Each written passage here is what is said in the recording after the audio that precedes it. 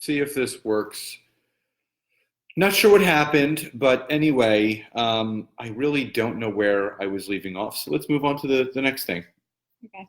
because it completely just threw me off. All right. So for everyone who was watching before, we're talking about big picture. We're talking about what are you focusing on? We're talking about what are you taking advantage of? And last, I'm just throwing he's running away. What can you do differently? So, all right. So Scott wanted to change. He's going to be back. So anyway, so we talk about what can you do differently in life. When we're thinking about big picture thinking and thinking about like the great things in life. And the first one that I wrote down personally is things that you can do differently, right? One is be empathetic. So, who on here knows what empathy means? And I throw that out there because I picture empathy. And if you have two different examples, right? So, let's say there's a lion who is really upset and he just had something terrible happen to him, and the lion goes and he crawls behind the tree and he goes, oh, I'm really sad. And there's a rabbit hopping by, and sympathy is this rabbit saying, hey lion, are you all right? And the lion's crying and he's saying, oh, I just had a really bad day. And the rabbit goes, sorry for your bad day, hope you have a better one tomorrow, right? And he walks away. So that's sympathy. So what I mean by empathy is, it could be that very same lion actually having a really bad day, crying and sobbing by the tree, going, oh, I had a really bad day. These things are so horrible. And the rabbit hopping by and going, oh man, he looks really rough. He hops behind that tree with him and he gives him a big old hug. And he goes, you know what? It sounds like you had a really bad day. I'm so sorry for that. And he gives him a hug, and he basically tries to put himself in his shoes. And he says, you know what? He's going through rough times. That must really stink. So when I say what things can you do differently in this world of drama and craziness and political craziness and everything, let's have a little empathy. Okay? Let's look at the next person over who might be doing something we not like, or maybe we look at this person over here and we might not understand what's going on, or we look at someone over here. Guys, just think for a second, and again, not everyone is walking the good path, right? Like some people might be a little off and some people might do things we talked about earlier. We're not going to get into it, but some people might be on a totally different realm. But whenever someone comes to you and there might be something there and they might be upset, try to put yourself in their shoes. Okay? Think for a second. The patients that actually go, why is Kelly being so mean today? She's being so nasty. Let's stop and slow down for a second. Hey, Kelly, are you okay? What's going on? Let's have some empathy. Let's try to figure out. Let's try to meet people where they're at. I always use the example because this one smacked me in my face. I was at the shore one summer and I was coming home and I wanted to buy a piece of ceramic, something to put a plant in. And I stopped at this place because they said, there was a huge sale. I get out of my car, I go to walk around, and I go to pick up this pot. And it was like it had koi fish on it. And I just was like, oh my God, I need to touch this. The guy came out immediately from the shop and he started yelling at me. And he's like, put that thing down. Nobody can touch anything. I mean, I felt like a kid in an antique store. I was like, oh my gosh, And he was like, get off, don't touch. You point to what you want and I'll get it. So I'm thinking in my head, this guy's such a jerk. Do I even want to give him my business? Whatever. So I just kind of slowed down a little bit and I'm like, well, I really like that pot, so I'm going to get it. So I get up to the register and I'm thinking all these things in my head. This guy's such a curmudgeon. I mean, he's so mean. He's so awful. And I'm at this register and he starts talking and he looks at me and I looked over and there was kind of like this urn type thing, like this thing that he had made. And he said, my mom died last night. He said, I'm really sorry. He said, I'm on edge. I totally just took 5 steps back and I'm like, wow. And I just couldn't like stop myself from saying things. And I'm like, why are you here? And he's just like, this is my family business. This is what we do. My mom died. She was my best friend. And we just started having a conversation. And when I say, guys, like the one thing, what can you do differently? Let's just start there, right? Let's have a little empathy. Let's kind of ask people, let's kind of like do our best to meet them where they're at, right? You know, you could have someone who in your office is so mean every day. Why not ask them, what's going on with you? You know, maybe they're being themselves and they're just nasty and mean, but hey, you know, why are you asking me about that? What's the problem? What's the concern? I'd love to help you. You know, that's why I'm here.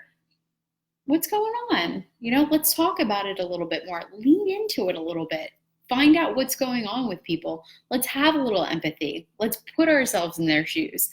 A lot of problems that happen and a lot of drama that happens is when people are being very you know, they're all about themselves and they're all about, you know, what makes them happy and they're very in themselves. You know what? Let's find out. Let's see what's going on there. Anything you want to add there? Yeah, I just feel that there's just, again, I think this comes back to, I think people are focusing on the wrong stuff. I think that it comes back to something that I speak about often, which is staying in our own lanes.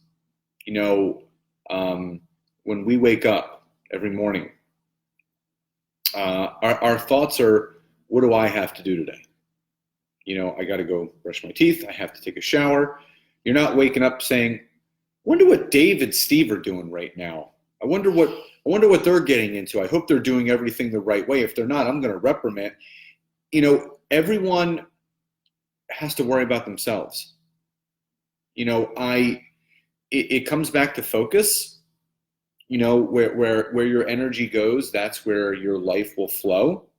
So if you're spending your days in conflict, in criticism, in finger waving, tattling, bullying, and spending less time being understanding and empathetic and sympathetic and loving and caring, what kind of legacy are you leaving behind?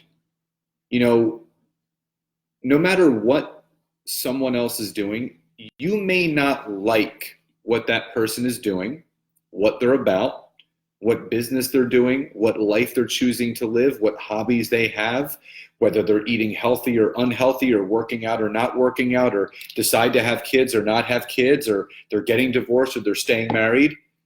Everyone is always going to do what's best for them. And you can voice your opinion all you want. You can tattletale all you want. You can gossip all you want. I think gossiping is, in my humbled opinion, one of the lowest forms of communication out there.